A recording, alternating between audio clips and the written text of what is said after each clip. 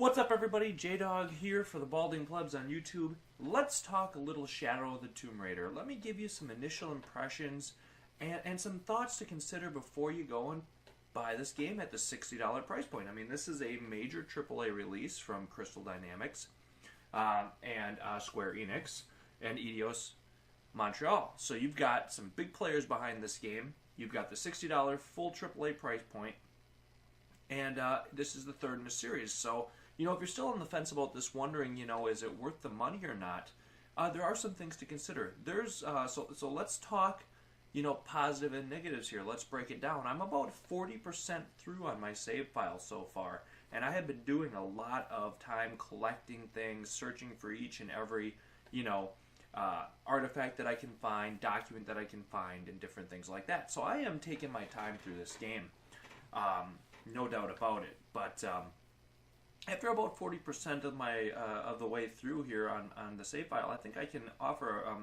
you know, a reasonable take on whether or not you should put your money on this. And there's a lot to like here. Let's start right off with that. Let's start with the positives. There is a lot to like here, and a lot that I do like.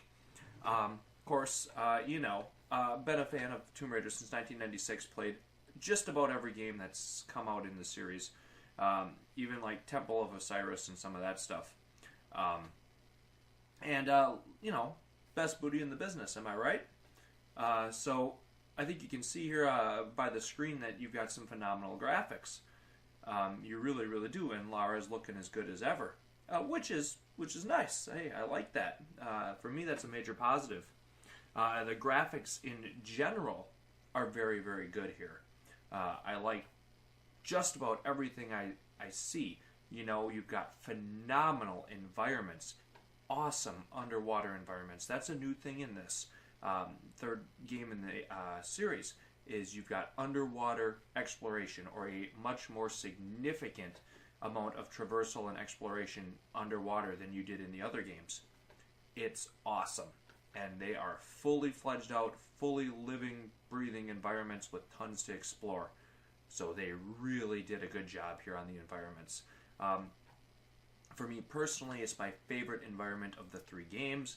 You're in Central South America, moving to some different places, Cozumel, Peru, different places like that. You've got the rainforest, the Amazon.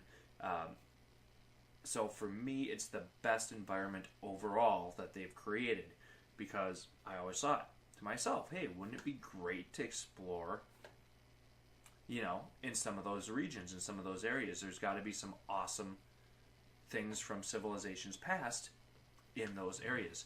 So they really nailed that. It is phenomenal. Every environment I go to, I need to just stop for a couple seconds and take a look around and really enjoy the actual setting. So if you're somebody that really likes the actual setting of a place and likes to take in the environments, you're going to be very, very pleased with this, because it does an excellent job. And another thing that this game really does well is the puzzles and the tombs. So obviously, Tomb Raider, right? That's kind of a big part of what you do.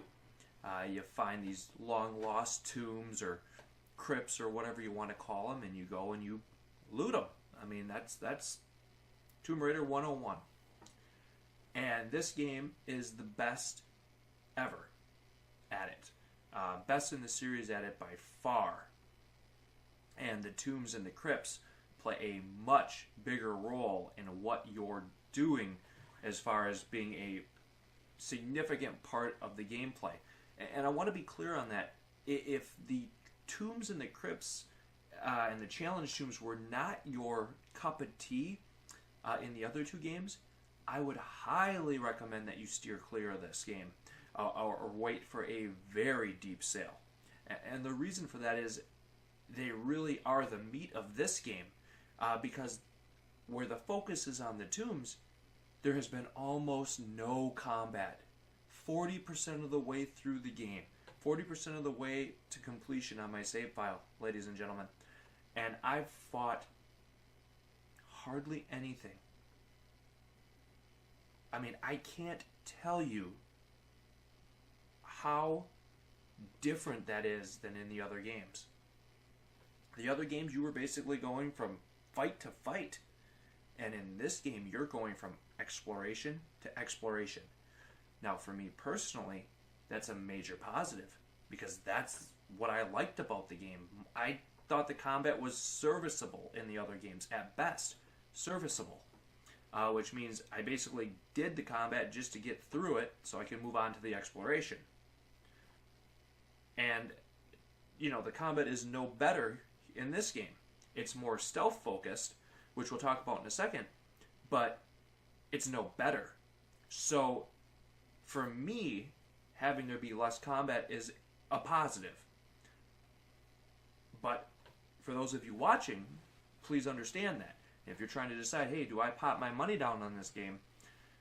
If you enjoyed the combat in the last 2 games, you're going to be searching for it here, because it is not present.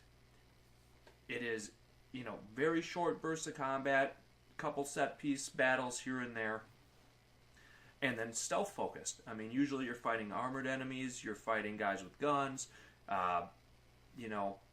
3, 4, 5, 6 of them in a small contained area, and your best bet is to take them out silently.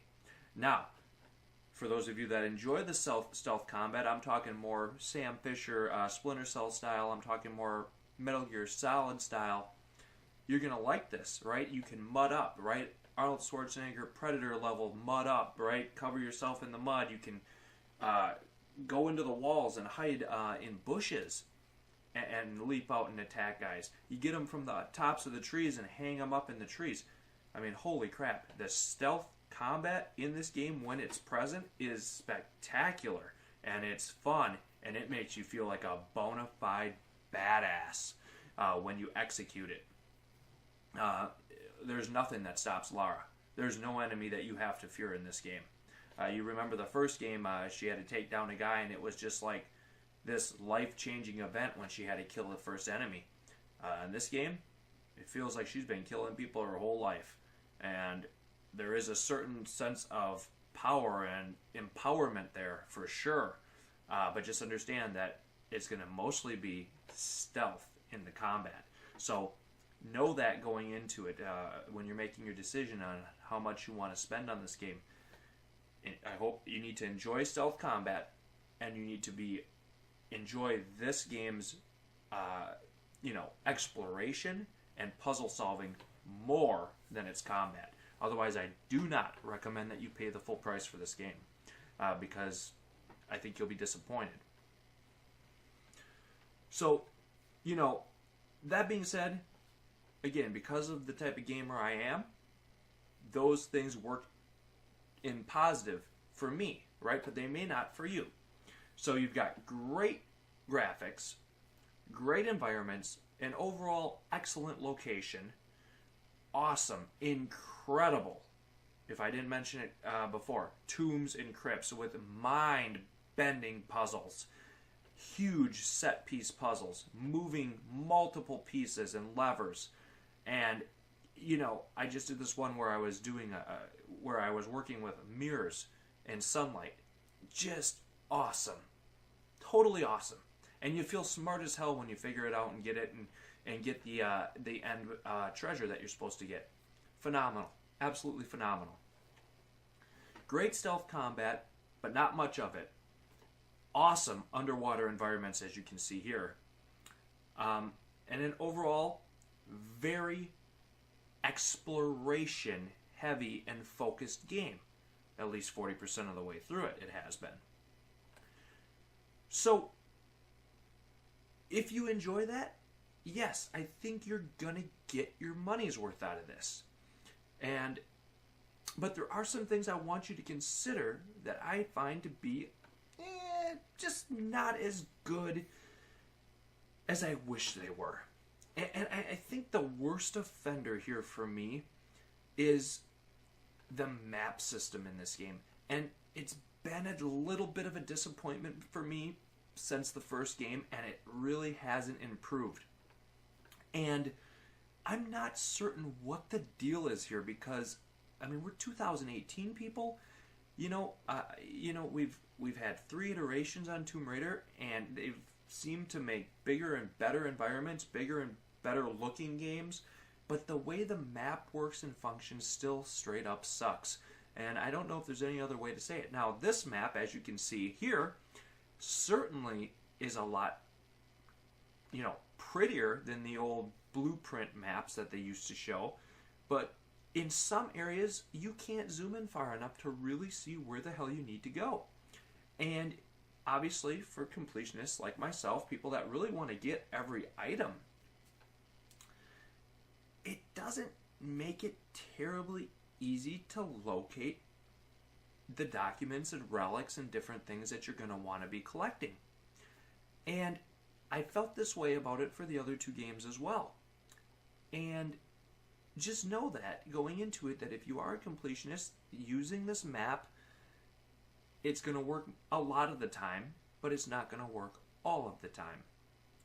And I even ran into, I don't know if it's a glitch or what, where I completed a tomb, got the achievement for it, and it still says on my map that it's not completed. So who the hell knows? They certainly didn't upgrade the map's functionality as much as I had hoped they would have. So for me, that is a miss.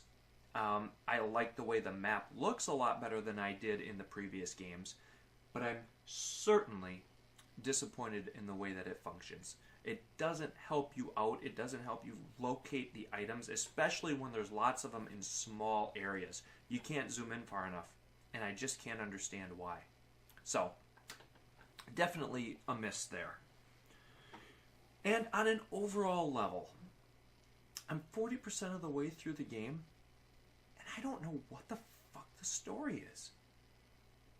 Maybe I'm not paying attention enough. Maybe I'm getting distracted by all the random side quest nonsense. But I'm not exactly sure what's going on and why I should care. And that's probably not good. Like, I'm going to keep playing the game because I have fun playing the game. I'm going to keep playing the game because I find it interesting to discover the different tombs and to solve the puzzles. So maybe it's not as big of a deal as it would be in other games where the story has to be strong. But, at least in the first game, remember it was basically Lara needs to survive. and now it's like Lara has caused the apocalypse, apparently. And now she's trying to do something to stop it. And I think it's supposed to be deeper than that, but I'm really struggling to understand.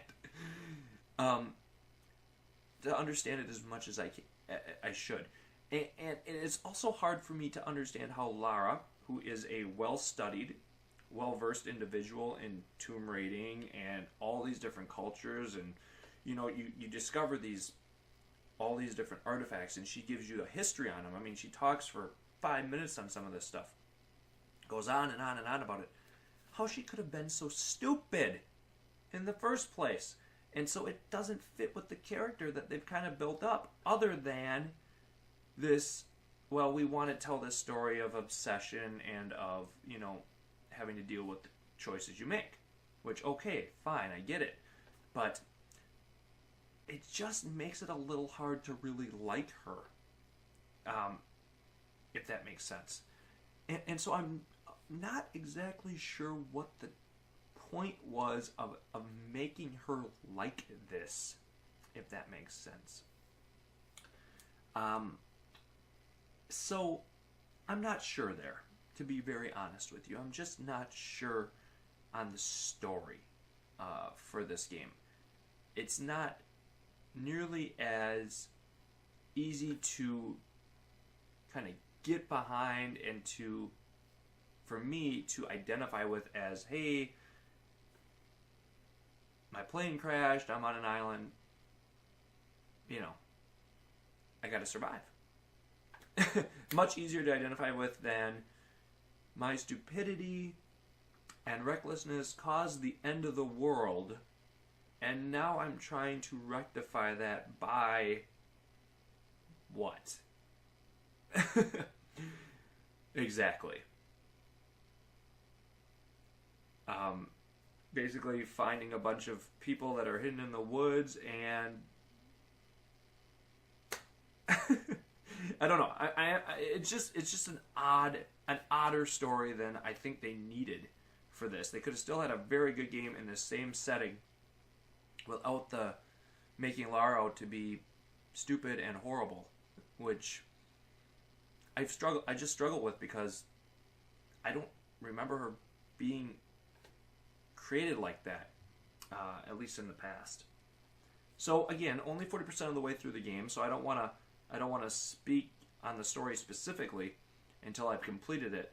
But that's the initial vibe that I'm getting, is I'm just struggling to really feel connected to the story like I want to. But that's and that's again 40% of the way through it. So maybe something will happen that'll change my mind. And I hope it does. I really do. Because on an overall level, I'm certainly enjoying it. I'm certainly enjoying the exploration. And I think it's really, really fun. And, of course, you feel really smart when you solve those tombs and you upgrade Lara. That's always good. So there is a lot to enjoy here. Just, when you're thinking, am I going to put my money on this game? Am I putting the full $60 on this game? You gotta think to yourself, number one, how important is the story to me? And again, it's going to be hit and miss, I think. And number two, what do I like more in the Tomb Raider games? Do I like the exploration more and the tomb puzzle solving more? Or do I like the combat more and kind of the run and gun sort of stuff that was kind of present in the other games, a little more present in the other games? If you're on the puzzle and tomb side, snag this game because you're going to really love it. If you're on the combat side, I think you wait for a sale because there's not a whole hell of a lot of combat here. At least there hasn't been so far. So that's kind of where I'm at with it here, about 40% of the way through the game. Again, we're going to keep playing. You guys can check out more live streaming of this on the channel. And we're going to be showing it off here as we move forward. And, talking our way through it. And doing it pretty much as many of the tombs as we can and seeing it through to the end. And we'll give our final thoughts when we are completed with it. So again, I want to thank everyone here for watching. I want to thank you guys very much for being here, being a part of the live streams, being a part of this video. And I hope you've enjoyed hearing some of these thoughts. And I'd love to know what you guys think. If you played the game, I'd love to hear your opinions in the comments below. And if you have any questions on it, make sure you ask them in the comments, and I'll do my best to respond. This has been Jdog for the Balding Plebs on YouTube with initial impressions of Tomb Raider. Thanks so much for watching, everyone, and GG, ya plebs.